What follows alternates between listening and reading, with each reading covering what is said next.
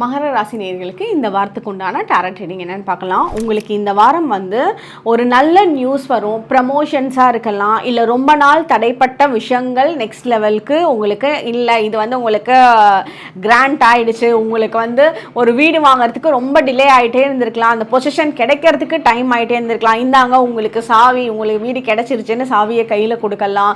ஒரு ஷிஃப்டிங்காக எதிர்பார்த்துருக்கலாம், நீங்கள் அந்த ஷிஃப்டிங் நடக்கிறதுக்கு உண்டான அமைப்பு ரொம்ப நல்லா இருக்குது.